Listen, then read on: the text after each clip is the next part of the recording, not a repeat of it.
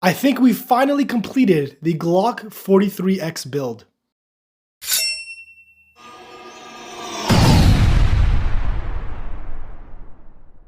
If you've been following along with the channel for a long time now, I've been trying to put together a kind of competition carry gun. Now, the reasons for why don't really matter. I thought it would be a really fun build to be able to kind of put something together that would be almost worthy of competition use while also being very realistic to be able to carry for everyday carry. Now, I did have a lot of issues with the previous setup in the past. I'm going to link a video because I don't want to get into a lot of those details. I want to focus more on a completed actual functioning build that you'd be able to replicate for not a significant amount of money if this is something you wanted to do. Now, obviously, this will cost more than a standard build that you would put together. But the point is, if you're looking to kind of really mod out a gun and have all the most practical, realistically effective items that you could add to a firearm, this, in my opinion, would be what this is. So we're going to go through the build again, just kind of recap on the parts that we have together, and then I'm going to kind of tell you how this all performed and how this went together in regards to functionality, in regards to practicality, and this could end up being a decision you could make if this is something you'd want to be able to put together, whether it be individual components of this build or this build as a whole.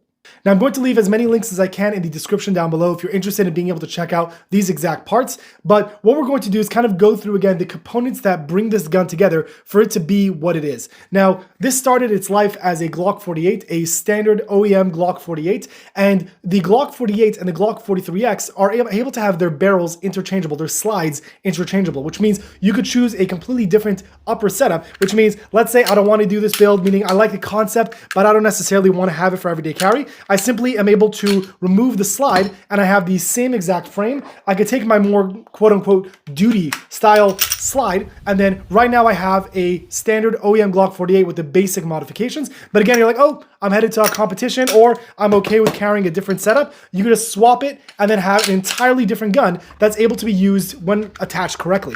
So it's a very simple build. It's a very simple setup. The concept is very straightforward in regards to you being able to do something like this. So again, from the heart, it started off as a Glock 48. What I did was I got a Glock 43X complete OEM slide. Now, the reason why I went complete at the end of the day is I am trying to save as much money as possible on this build. If you have a Glock 43X, that's kind of a standard Glock 43X, you could ultimately sell the barrel and sell the guide rod because those are obviously high quality components. And although I didn't need it for this build, it's something you're able to swap out and decide if you don't want them to get some of your money back. If you were to get a completely stripped Glock 43X slide, buying each individual component, including the sights, the barrel ultimately they're going to choose, all the internal components will ultimately rack up the price, which is why I went for a OEM Glock 43X complete slide. I'm going to sell the barrel and I'm going to sell the guide rod, and then I will be left with a little bit more money back for the build that I wanted to put together. So now that you have the Glock 43X slide, what I was trying to figure out is what barrel to go with. I found a few different companies, but they weren't super reputable or have a good reputation when it comes to barrels. So ultimately, I found a really good deal on a barrel that does have a good reputation. They are still affordable, even if they are at full price, and that is the Silencer Co. threaded barrel. So Silencer Co. makes really nice barrels for Glocks, and they have obviously different variations depending on the Glock model that you have. This one is again for the Glock 43X, and it is threaded, which again, that's why I sold the OEM barrel, because it is not threaded, and to be able to attach this compensator, you needed a threaded barrel option.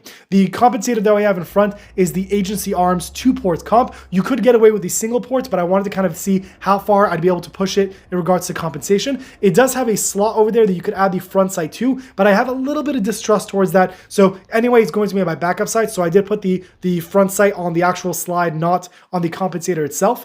And then on the left side of the pistol, I have the tactical development. It's kind of like a thumb rest that you're able to rest your thumb on, and you could almost fight and mitigate the recoil. I was not a fan in the beginning of the design. I am a little bit more used to it. I would obviously have preferred if the design was a little bit more tweaked, like I mentioned in the video when I made a dedicated video on this. However, it does function. Again, it doesn't work perfectly for my hands, but it definitely works. I get the idea, just a preference thing for me. After that, again, the slide is going to be an OEM. I have the AmeriGlow front and rear sights, which I think work really great. And a part of a really big thank you I need to make to this video is from Optics Force. This is not a paid review. They're not requiring me to say any of this, but they saw all the issues I was kind of running into with the previous slide and issues I ran into in regards to how much it was costing me to be able to put this together and just to test it for functionality for you guys to make sure that it would be worth your money if you want to spend that kind of money going that route. And I told them, I said, I'm looking for an optic for this build. Could you just give me as good of a price as possible, just so I'm able to add it to the build and just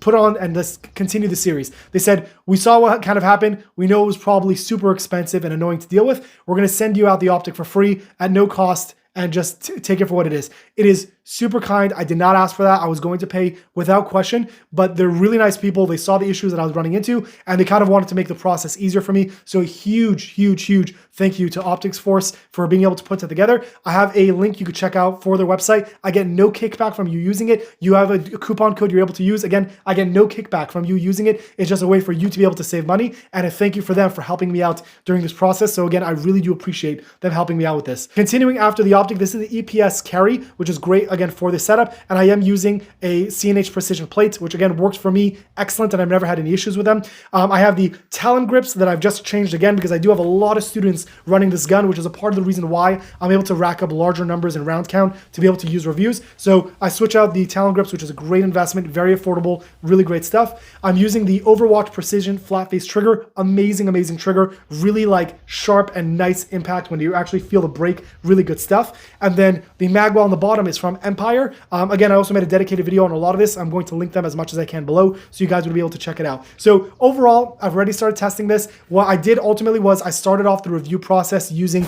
a 150 grain Federal HST hollow point ammunition. So really heavy hitting plus P ammunition to really start the break-in process. After that, I switched to 115 grain ammunition, started running that. In total, I had 2 failures to feed, which I was told is very common when you're breaking in a silencer code barrel. After those 2 malfunctions, which were easy fixes, I had 0 issues up until this point. I'm going to continue testing it and I'll let you guys know if something comes up in the future, but I'm getting close to the amount of ammunition I fired with the previous slide, and I've only had 2 as opposed to roughly 25 with the previous slide I was dealing with. So I feel like those 2 are absolutely justified for the break-in process of this build. And again, I'm going to continue running it. I'm still running an OEM guide rod, which is really cool. I didn't need to change the weights. It's been functioning with the compensator, with the slide. Everything has been running smoothly, which is so nice. It's so nice considering the issues I had in the previous build. I was going into this trying to wonder what new issues are going to come up. Like, what will I have to modify and change out? But